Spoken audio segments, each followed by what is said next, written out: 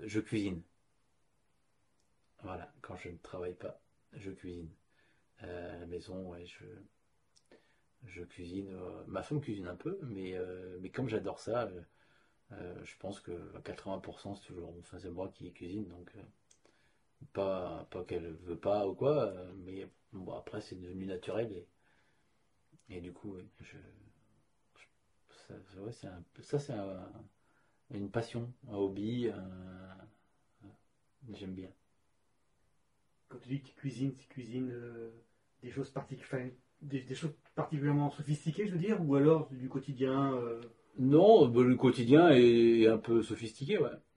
Il paraît que je suis un spécialiste de la paella, donc voilà. La plus grosse que j'ai faite, c'est pour 60 personnes. Euh, ouais, voilà, pour ça. Il paraît que je suis un spécialiste de tout ce qui est cuisson barbecue. Donc poisson, viande ou autre, voilà, parce qu'un barbecue c'est bien, mais quand c'est cramé, c'est cramé. Donc voilà, certains événements, des choses comme ça. Après il y a un peu de tout, de tous les jours. Voilà. J'aime bien innover, trouver des saveurs un peu à droite à gauche de ce que je trouve ou ce qui se fait. Voilà, un petit peu. Mais oui, après, je suis pas un chef gastronomique, mais voilà, c'est du plaisir.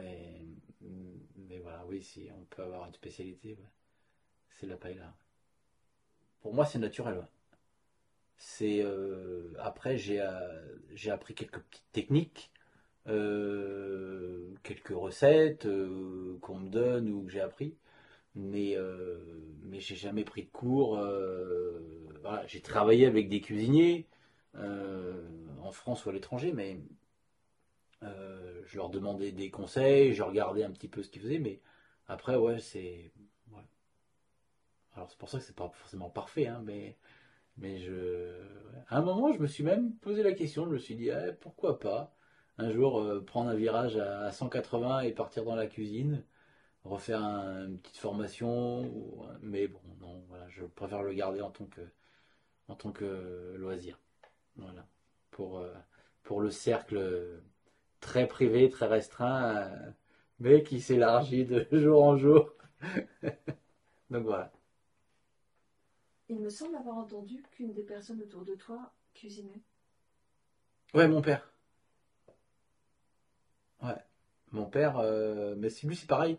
Il a, bah maintenant je crois plus qu'il le fasse à la retraite, mais oui, il était cuisinier pendant pas mal d'années. Mais c'est pareil, c'était inné, hein, il a fait quelques formations et tout après, mais ouais, je pense que je dois tenir ça de lui.